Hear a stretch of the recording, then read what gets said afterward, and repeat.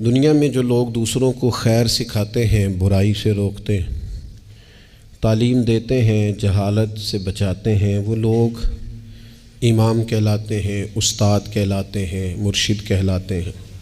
بھلائی کے پیغام کو عام کرنے والے کو لوگ مصلح سمجھتے ہیں، اس کو اپنا بڑا جانتے ہیں اور کوشش کرتے ہیں کہ ان سے سیکھی ہوئی باتوں کو اپنی زندگی میں نافذ کریں۔ اللہ تبارک و تعالیٰ نے نا اس ساری امت کو یہ فرمایا ہے، ساری امت کو،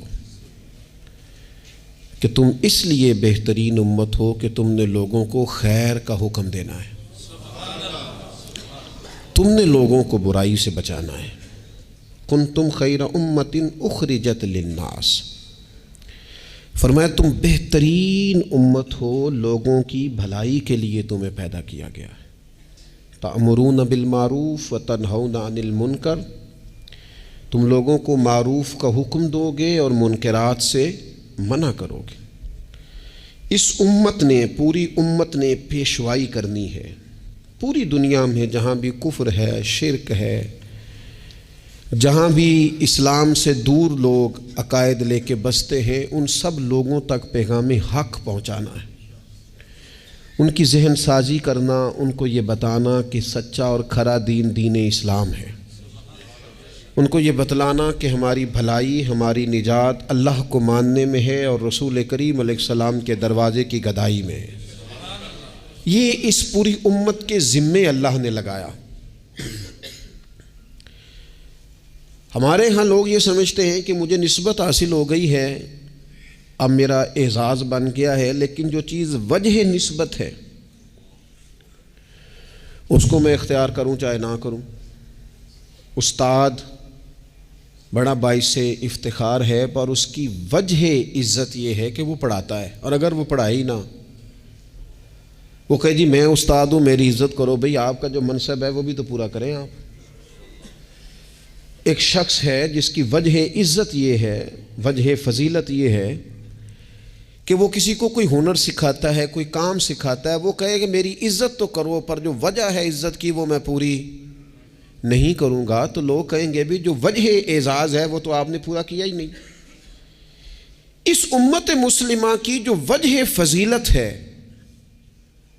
وہ سب سے پہلی تو یہ ہے کہ یہ رسول پاک کی امت ہے، یہ سب سے پہلا اعزاز ہے، اور دوسری اس کی جو فضیلت اللہ کے قرآن نے بیان کی وہ یہ کی کہ تأمرون بالمعروف، یہ لوگوں کو بھلائی کا حکم دینے والے لوگ ہیں، وتنہون عن المنکر، اور یہ لوگوں کو منکرات سے، بری چیزوں سے، بری باتوں سے روکنے والے۔ اس امت نے غلبے کا کام کرنا تھا، دنیا پہ دین کے جھنڈے کو بلندی دینی تھی۔ ہمارے ہاں جو ہمارا دین ہے نا، اسے ہم نے بطور مذہب کے لیا ہے، بطور دین کے نہیں۔ ہم دین اسلام کو مذہب کے طور پر لیتے ہیں، نماز پڑھنا، روزہ رکھنا، شادی کا موقع آ گیا تو چلو باقی سارے کام اپنی مرضی کے، اور نکاح ضرور کرنا ہے، ایجاب و قبول کرانا ہے دینی طریقے پر، اچھی بات ہے۔ ہم اس کو بطور مذہب کے لیتے ہیں، بطور دین کے نہیں۔ یعنی ہم کہتے ہیں کہ ہم مسجد کے اندر تو اسے قبول کریں گے، لیکن جب دینی طور پر قبول کریں گے نا، پھر ہم مطالبہ کریں گے کہ کچہری میں بھی رسول اللہ کا دین ہونا چاہیے۔ پھر ہم نفاذ کی بات کریں گے، پھر ہم اس کے غلبے، هو الذی ارسل رسولہ بالہدی والدین الحق، یہ دین ہے، والدین الحق لیظہرہ علی الدین کلہ۔ اللہ فرماتے ہیں یہ رسول ہم نے اس لیے بھیجے ہیں دین حق دے کے، تاکہ اس دین کو سارے دینوں پر غالب کر دیں، اس کا غلبہ ہو۔ ہمارا کفر کے ساتھ یہ طریقہ ہمیشہ یہ رہا، غیروں کے ساتھ، کہ بھئی دین ہمارا چلے گا، تم ہمیں جزیہ دو، اپنے مذہب کے مطابق تم کرو پوجا پاٹ معاذ اللہ جو تم نے کرنی ہے، اگرچہ وہ درست نہیں ہے۔ لیکن اب کیا ہوا ہے؟ اب یہ ہوا ہے کہ نظام ان کا ہے ہر جگہ پہ، اور ہمیں یہ کہا گیا ہے کہ نماز پڑھو کوئی حرج نہیں، روزہ رکھو، زکوٰۃ دو، خدمات کرو، لیکن جو نظام ہے ارسل رسولہ بالہدی والدین الحق لیظہرہ علی الدین کلہ، وہ ہمیں کہتے ہیں کہ نظام ہمارا رہے گا، امریکہ، افریقہ، برطانیہ میں نماز پڑھنے پر تو کوئی پابندی نہیں، لیکن وہ آپ کو آپ کے قانون کے مطابق نفاذ دین کی اجازت. اور یہاں بھی یہ حال ہے. ہمارا سیاستدان کیا کہتا ہے مولوی نماز پڑھے، کون منع کرتا ہے؟ بڑی مسجد بنائے، لیکن سیاست کی بات نہ کرے، وہ غلبے کی بات نہ کرے، وہ اسمبلی میں دین کی بات نہ کرے. یہ وہ بنیادی فرق ہے جسے سمجھنے کی ضرورت ہے کہ جب تک نفاذ دین نہیں ہوتا اتنی دیر تک یہ تفریق ختم نہیں کی جا سکتی کہ یہ امیر ہے اور یہ غریب ہے. اتنی دیر تک یعنی آپ تک نماز تو آئے گی اگر آپ بطور مذہب دین کو لیں گے، لیکن انصاف نہیں آئے گا. انصاف گھر میں تب آئے گا جب دین نافذ ہوگا. غریب کو اس کی داد رسی اس وقت ہوگی جب کچہری میں اور جب پارلیمنٹ میں دین آئے گا. یہ ضروریات زندگی کی تب پوری ہوں گی. ورنہ ٹھیک ہے غریب کی مدد ہو رہی ہے، مسکین سے تعاون ہو رہا ہے اپنے لب و لہج، تو دین کے لیے جد و جہد کرنا، دین کے نفاذ کی کوشش کرنا، سب سے پہلا مسئلہ تو یہ ہے دین کیسے نافذ ہو. سب سے پہلا مسئلہ تو یہ ہے کہ ہمارے اندر وہ خاص شعور ہی نہیں کہ مذہب کو نافذ ہونا چاہیے، کیونکہ اپنی اپنی دکانداری، اپنا اپنا نظام، اپنا اپنا حساب، اپنے طریقے سے سب لوگ لے کے چل رہے ہیں. وہ ایک نظام کے جھنڈے کے تلے آنے کو تیار. سب سے پہلی بات تو یہ ہے کہ ہمارے اندر دینی شعور پیدا ہو. ہم پسند کریں اس بات کو کہ اگر نبی پاک نے سادہ کھانا پسند کیا تو ہمیں بھی سادہ پسند ہے. ہم پسند کریں اس بات کو کہ اگر حضور نے فرمایا ہے کہ سادی بارات جائے گی، تھوڑے سے لوگ ہوں گے، نکاح آسان ہوگا، وہ برکت والا ہوگا، تو ہمارا یعنی وہ جو ہمارے اندر چیز پنپتی ہے نا کہ میں مطلب چاہ کرنا ہے میرے منڈے دا بیاہ ہے، وہ پنپے نہ، وہ خواہش نہ پیدا ہو. سب سے پہلی بات تو یہ ہے ہم کہیں یار میں اسی طرح بیٹی کا بیاہ کروں گا جس طرح مدینے والے نے سیدہ فاطمہ کا کیا ہے. ہم اسی طرح نکاح کو رواج دیں گے جس نکاح کا رواج نبی پاک نے مولا علی شیر خدا کے لیے پسند فرمایا ہے. یہ جب پہلی بات تو یہاں اپنے آپ کو کھڑا کرنا بڑا ضروری ہے. یہاں نہیں کھڑا کر پاتے. اگر پیسے ہاتھ نہیں آئے تو چلو ٹھیک ہے ہم سادے ہو گئے، اگر آ گئے تو یاد رکھو فقیری میں فقیری کرنا کوئی کمال نہیں، کرنی پڑتی ہے، مجبوری ہوتی ہے. فقیری میں فقیری کوئی کمال نہیں. کمال تو یہ ہے کہ تو بادشاہی میں فقیری کرے، تیرے پاس لاکھوں پڑے ہوں پر تیرا مزاج فقیرانہ ہو، کروڑوں اربوں تو خرچ کرنے کی طاقت رکھتا ہو لیکن تو کہے نہیں میں مزاج فقیر. سلام اس پر کہ جس نے بادشاہی میں فقیری کی، سلام اس پر کہ جس نے بے کسوں کی دستگیری کی، سلام اس پر کہ جس نے بادشاہی میں فقیری کی. نبی پاک علیہ السلام نے بادشاہی میں فقیری کی، حضرت ابو بکر نے بادشاہی میں فقیری کی، حضرت سیدنا عمر فاروق نے بادشاہی میں فقیری کی، کروڑوں خرچ کرنے والے عثمان غنی. لیکن سیدنا عثمان غنی کی شان یہ ہے کہ جب خطبہ دینے کے لیے منبر پہ بیٹھتے ہیں تو کرتے پہ بھی پیوند ہیں اور ان کی تہمت پر بھی پیوند ہیں اور ان کی پگڑی بھی پرانی ہے. تو لوگوں نے کہا یہ کیا ہے؟ تو کہا یہ وہی ہے جو ہمیں مدینے والے رسول نے سکھایا ہے. وہ خرچ کرنا ہے دوسروں پر، وہ سارے کا سارا اپنے اوپر اعلیٰ آسائشیں حاصل کرنا اور پتہ نہیں کہاں سے کہاں نکل جانا. حضرت مولا علی شیر خدا امیر المومنین ہیں، لیکن کوفے کی جامع مسجد کے باہر کھڑے ہو کے کہتے ہیں میری زرہ خرید لو، تامت زیادہ پرانی ہو گئی، اب تو پیوند کی جگہ بھی نہیں رہی، اگر پیسے ہوتے تو میں زرہ نہ بیچتا. یہ بادشاہی میں فقیری ہے. یہ کون ہے؟ یہ علی کون ہے؟ یہ حسنین کون ہے؟ یہ دنیا کے باغ کے مالک نہیں، یہ تو جنت کے مالک لوگ ہیں، لیکن بادشاہی میں فقیری ہے.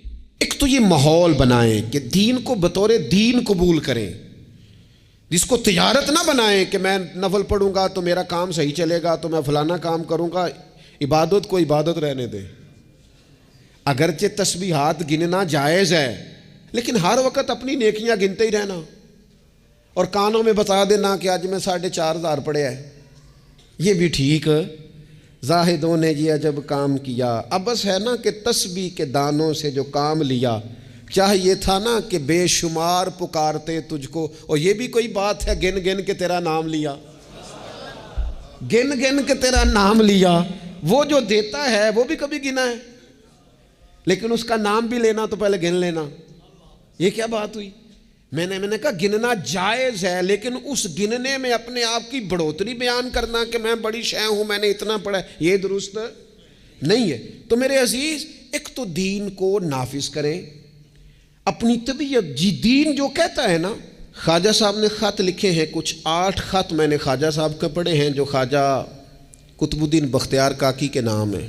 ان خطوں میں نا ایک خط خواجہ صاحب نے اس طرح لکھا ہے اپنے مرید کو، کہتے ہیں خواجہ قطب الدین صاحب کو، کہتے ہیں پتر درویش کی مرضی کوئی نہیں ہوتی، درویش کی مرضی ساڑی تے ہے وے نا، چونکہ اسی درویش نہیں نا، ساڑی تے ہے نا، سویرے ناشتہ مرضی دا، دوپہر کو کھانا مرضی کا، آنا تو مرضی کا، جانا تو، پہننا تو مرضی کا۔ اور میرے صاحب کے پاس ایک شخص نے آ کے کہا حضور جو میں چاہتا ہوں وہ ہوتا نہیں، تو حضرت صاحب فرمانے لگے یہ تو خدائی دعویٰ ہے، جو چاہے ہو جائے یہ تو اللہ کی شان ہے۔ اتنی بڑی بات تو نے کر دی کہ جو چاہتا ہوں ہوتا نہیں، یہ تو رب کی شان ہے کہ رب جو چاہتا ہے وہ، تو بندہ ہے، تو اتنی بڑی بات کیوں کر رہا ہے؟ خواجہ معین الدین چشتی رحمۃ اللہ علیہ خواجہ قطب صاحب کو خط لکھتے ہیں اور فرماتے ہیں پتر درویش کی مرضی نہیں ہوتی۔ حضور کیا مانا؟ تو فرمانے لگے درویش کی وہی مرضی ہوتی ہے جو اس کے رب کی مرضی ہوتی ہے۔ ہم جب خود مذہب پہ عمل کریں گے تو لوگوں کو اندازہ ہوگا کہ مذہب عمل کے قابل ہے، دین عمل کے، لیکن خود تو عمل کر ہی نہیں رہے۔ ہر موقع پر برادری سامنے، ہر موقع پر رسم و رواج سامنے، تو دوسروں پر دین کیسے نافذ ہوگا؟ تو کہیں سے شروع کریں۔ دوسری بات یہ ہے کہ اشاعت علم بڑا ضروری ہے۔ دین کی جو بنیادی اور ضروری تعلیمات ہیں، دیکھیں کسی شخص کو کی روزی روٹی ٹھیک کر دینا بھی بڑی بات ہے، لیکن اس کو علمی طور پر مضبوط کر دینا، اس کو اللہ والا کر دینا، اس کا توکل مضبوط کر دینا، اس کے مزاج میں صبر پیدا کر دینا، حوصلہ پیدا کر دینا، خودداری پیدا کر دینا، عزت نفس اس کی طبیعت میں ڈال دینا، یہ اس کی جو خدمت ہے نا، یہ والی، یہ بہت بڑی خدمت کہ آپ نے کسی بندے کو اخلاقی طور پر دینی، روحانی اور مذہبی مزاج دے دیا۔ رسول اللہ صلی اللہ تعالیٰ علیہ وسلم کے زمانے میں صحابوں کے پاس کروڑوں اربوں خربوں روپے نہیں آئے تھے، ان کے پاس کیا آیا تھا؟ خلق محمدی کا رنگ آیا تھا ان میں، صلی اللہ تعالیٰ علیہ وسلم۔ اس کو سیکھنے، سمجھنے اور عمل کرنے کی عادت۔ لوگوں میں پیغام دین اور اشاعت علم یہ بڑا ضروری کام ہے، اور انسان ساری زندگی سیکھے۔ ابھی بھی قرآن مجید اللہ کے فضل سے کئی دفعہ موقع ملا اس کو ترجمے تفسیر کے ساتھ، مختلف تفاسیر کے ساتھ سارا دیکھنے کا، لیکن ابھی بھی بعض اوقات پڑھتے ہیں تو کچھ آیتوں کا نیا معنی سمجھ میں آتا ہے۔ کئی دفعہ پڑھنے پر چیز نہیں کھلتی اور دوبارہ پڑھی ہے تو کھل گئی ہے۔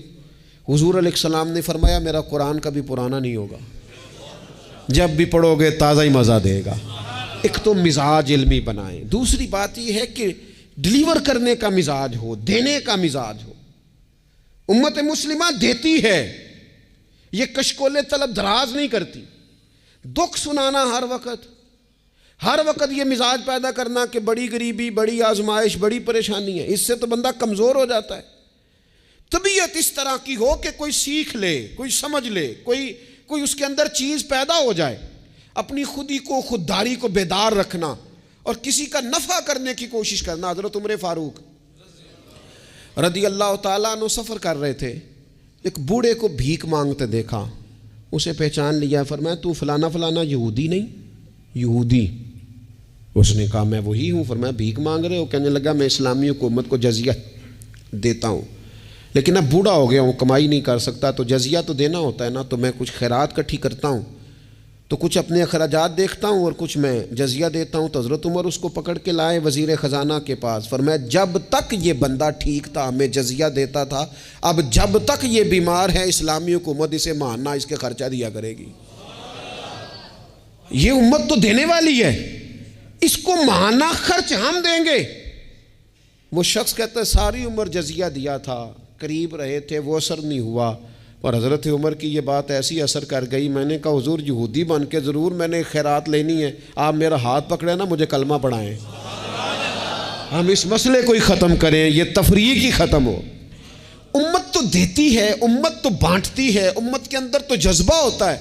ایک پیشہ برا ہے جوانوں، یاد رکھنا، ایک پیشہ برا ہے، اور وہ ہے کسی کے آگے ہاتھ پھیلانا۔ جو جھاڑو دے کے روزی کماتا ہے بڑی شان والا بندہ ہے، جو سویرے اٹھ کے ٹائم پہ منڈی جاتا ہے، پھل لاتا ہے، ریڑھی لگاتا ہے، وہ بادشاہ ہے، بادشاہ، اس لیے کہ اس نے ہاتھ نہیں پھیلایا، اس نے رب کی رحمت کا دروازہ کھٹکھٹایا ہے۔ وہ بادشاہ آدمی ہے، اس نے اعزاز کے ساتھ اپنی ذمہ داریوں کا احساس کیا ہے۔ بڑا مزہ آتا ہے جب شام کو بندہ اپنی دکان بند کرے اور پھر چھوٹے چھوٹے نوٹ گنے، اور پھر ان میں سے نا، میں نے دیکھا ہے غریبوں کو، کہتے ہیں جی میں نا جی وہ 50 روپے روز دے رکھے نے اللہ دی راہ تے دینے نے، اور پھر اس میں سے وہ تھوڑے سے جب بچا کے کہتا ہے نا کہ آج میں نا مطلب 4 پیسے زیادہ ہیں، آج گھر پھل بھی لے کے جانا ہے۔ وہ جو ذائقہ ہے اسے کبھی محسوس تو کرو۔ میرے رسول پاک علیہ السلام نے فرمایا سب سے بہترین کھانا وہ ہے جو اپنے ہاتھوں کی محنت سے تو کما کے کھاتا ہے، اور فرمایا اللہ کے نبی حضرت داؤد علیہ السلام اپنے ہاتھوں کی محنت کر کے کما کے کھایا کرتے۔ امت کی یہ ذمہ داری ہے کہ امت مشقت کا مزاج بنائے، طبیعت بنائے، مشقت کی ذہن بنائے۔ ہمارے ہاں تو اب جناب وہ جدوجہد کا شوق نہیں، طبیعت نہیں، پڑھنے لکھنے تک کو لوگ بس ٹھیک ہے، برکت سے سارا کچھ چل رہا ہے۔ چوتھی بات آپ کی خدمت میں یہ عرض کرنی ہے کہ امت اگر چاہتی ہے نا عروج پائے، تو پھر امت کو چاہیے کہ تھوڑا اتفاق کا بھی مزاج پیدا کرے۔ ہمارے ہاں نا فروعی مسائل میں بھی اتنا اختلاف ہے، اتنا رٹا ہے، کوئی بندہ دوسرے کو قبول کرنے کو تیار نہیں ہے، جھگڑا ہی جھگڑا، بحث ہی بحث۔ ایک گھر میں 4 لوگ رہتے ہیں اور چاروں کا مزاج مختلف ہے، چاروں کی پارٹیاں مختلف ہیں، چاروں کی سیاست مختلف ہے، چاروں کا مزاج مختلف۔ کسی خاندان میں اتفاق نہیں رہا، کسی قبیلے میں اتفاق نہیں رہا، کسی گروہ میں جماعتیں ٹوٹ پھوٹ کا شکار، تنظیمیں ٹوٹ پھوٹ کا شکار، ملکوں میں ماحول اتنا عجیب۔ یہ میرا وطن ہے پاکستان، جن لاکھوں لوگوں نے قربانیاں دی تھیں وہ پوچھتے ہیں اس لیے تمہیں وطن بنا کے دیا تھا؟ وہ جو ہجرت کر کے آتے رستے میں قتل کر دیے گئے تھے، وہ سوال تو کریں گے نا قیامت کے دن کہ یہ حال کیا تم نے وطن عزیز کا، یہ کیفیات تم نے کی لوگوں کی؟ کوئی حال ہی نہیں۔ کبھی کوئی کسی کے خلاف بات ہے تو کبھی کوئی رسہ کھینچ رہا ہے تو کبھی کوئی کسی کے پاؤں کھینچ رہا ہے۔ خدا را کوئی استحکام، لوگ جوڑتے ہیں، بڑوں کا کام ہوتا ہے قوم کو جوڑنا، ان کو نظریاتی طور پر مضبوط کرنا، ان کی فکر کو مجتمع کرنا۔ رائے کا اختلاف ہو جانا کوئی بڑی بات ہے؟ زندہ لوگوں میں اختلاف ہو جاتا ہے، زندے جب لوگ ہوتے ہیں تو ان کی رائے مختلف، لیکن اپنی رائے کو دوسرے پہ مسلط کرنا، تھوڑا سننے کا بھی حوصلہ پیدا کرے تو کچھ اتفاق کا مزاج، کچھ تھوڑی دوسروں کی تعریف، کچھ تھوڑا کسی اور کو بھی قبول کر لینا، تھوڑا سا کسی اور کے بارے میں بھی کبھی اچھی رائے دے لینا، کبھی کہہ لینا کہ نہیں فلانا فلانا فلانا فلانا آدمی۔ جب لوگ بخیے ادھیڑ رہے ہوتے ہیں نا، فلانا بھی برا ہے، فلانا بھی برا ہے، فلانا بھی برا ہے، فلانا بھی برا ہے، تو میں اکثر کہتا ہوں یار تم نے اتنی جلدی کر دی سب کو برا کہنے کی، تمہیں پتہ نہیں لقد خلقنا الانسان فی احسن تقویم۔ رب کہتا ہے میں نے تو بڑا سونا انسان بنایا ہے اور تمہیں کسی میں اچھائی نظر نہیں آ رہی۔ اور امت وہ ہے جو رسول رحمت کی امت ہے، لیکن وہ چھوٹی چھوٹی باتیں، چھوٹی چھوٹی لڑائیاں، کچھ اتفاق۔ امت مسلمہ جب تک متفق نہیں ہوتی اپنی عزت کو کبھی بحال کر سکتی، جب تک ان کا اور اتفاق، چھوٹے چھوٹے ٹکڑوں میں امت کو بانٹ دیا گیا ہے، چھوٹی چھوٹی ریاستیں، چھوٹے چھوٹے گروہ، چھوٹے چھوٹے مفادات، جب تک یہ اتفاق نہیں پیدا کرتے اتنی دیر تک آگے بڑھا جا سکتا۔ اور 5ویں بات، جب تک مسافر منزل پر پہنچنے کی تڑپ نہیں نہ پیدا کرتا اتنی دیر تک منزل اس کے قریب نہیں آتی۔ اس امت کی منزل ہے کنتم خیر امت اخرجت للناس تأمرون بالمعروف وتنہون عن المنکر۔ اس امت کی منزل ہے دنیا کو خیر کا پیغام دینا، لوگوں کو برائی سے روکنا، اس کی منزل ہے۔ آپ سفر پہ جا رہے ہو نا جی، تو بندہ رستے میں قیام مختصر کرتا ہے، ضرورت کا کرتا ہے، بلا وجہ الجھاؤ نہیں پیدا کرتا۔ وہ کہتا ہے مجھے آگے بڑھنا ہے، مجھے کام کرنا ہے، آگے نکلنا ہے۔ وہ ادھر ادھر زیادہ وقت کا ضیاع نہیں کرتا، اس کو اپنے وقت پر پہنچنا ہے، اس کی کوشش ہوتی ہے کہ سفر جلدی ختم ہو۔ منزل مقصود جب لوگ طے کر لیتے ہیں تو پھر وہ جد و جہد کرتے ہیں کہ منزل ملے، منزل۔ میں کیا کروں، کیسے عرض کروں؟ ہمارے ہاں لوگوں نے منزل کا تعین ہی نہیں کیا، منزل پیسے کو، شہرت کو، دولت کو بنایا۔ ہماری منزل تھی کہ ہم نے دنیا میں خیر پھیلانی ہے، ہم نے حق کی اذانیں دینی ہیں، ہم نے لوگوں کو پیغام دینا ہے کہ اگر تم نے خیر سیکھنی ہے تو دروازہ رسول پہ آؤ صلی اللہ تعالی علیہ۔ لیکن ہمارا تو گھر کا جھگڑا ہی نہیں ختم ہو رہا، ذاتی رٹے ہی نہیں ختم ہو رہے، ہمارے اپنے روزمرہ کے مسائل نہیں ہمیں پیس کے رکھ، باہر نکلنے کو تیار ہی نہیں، بڑی سوچیں۔ اقبال کہنے لگے وائے ناکامی متائے کارواں جاتا رہا، اور کارواں کے دل سے احساس زیاں جاتا رہا۔ کہنے لگے مسئلہ تو یہ ہے کہ سارا کچھ لٹ گیا اور ہمیں احساس بھی نہیں کہ لٹ گیا ہے، امت بکھر گئی، ٹوٹ گئی، اور احساس بھی نہیں کہ ٹوٹ گئی۔ کچھ کوشش، کچھ جد و جہد، کچھ آگے بڑھنا، کچھ ہمت کرنا، کچھ تھوڑا سا منزل کی طرف سفر کرنا کہ ہم اپنا جتنے لوگ آئے نا امت مسلمہ میں انہوں نے خیر میں اپنا حصہ ڈالا۔ حضرت صدیق اکبر، فاروق اعظم، عثمان غنی، مولا علی، سعد بن ابی وقاص، حضرت ابو عبیدہ بن جراح، جناب معاذ بن جبل، حسنین، کریمین، آگے آئیے حضرت عمر بن عبدالعزیز، امام بخاری، امام مسلم، امام ترمذی، امام اعظم، امام احمد بن حنبل، امام شافعی، اعلیٰ حضرت بریلوی۔ آپ دیکھیں لوگ اپنے اپنے دور میں اپنا حصہ ڈالا، وہ دین کا پیغام دور کے تقاضوں کے مطابق سناتے گئے۔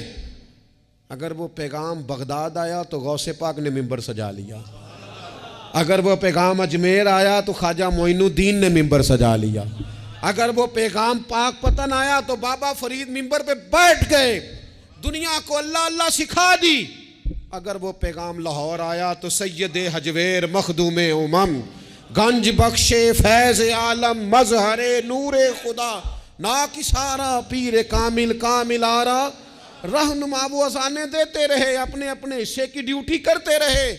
اب میری اور آپ کی باری آئی، سو کے وقت نہ گزار دینا، دیکھنا سوتے سوتے اسرائیل نہ آ جائیں، دیکھنا کھانے پینے کے سفر میں ہی زندگی تمام نہ ہو جائے، دیکھ لینا پروگرام بناتے بناتے ہی سانسیں ٹوٹ نہ جائیں۔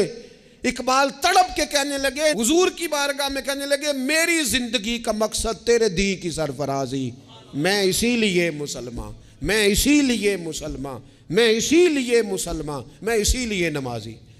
یہ سارا کچھ جو کچھ ہے یہ بلندی دین کے لیے، سربلندی مذہب اسلام کے لیے۔ اپنے اندر جو کوئی کچھ کر سکتا ہے وہ جد و جہد پیدا کرے۔ سب سے پہلی بات تو یہ عرض کی ہے کہ اپنے اندر دین کا شعور پیدار کریں، علم دین کا مزاج بنائیں، بادشاہی میں فقیری کی طبیعت پیدا کریں، امت کو جوڑنے کی بات کریں، کم از کم فروعی اختلافات کو تو چھوڑیں۔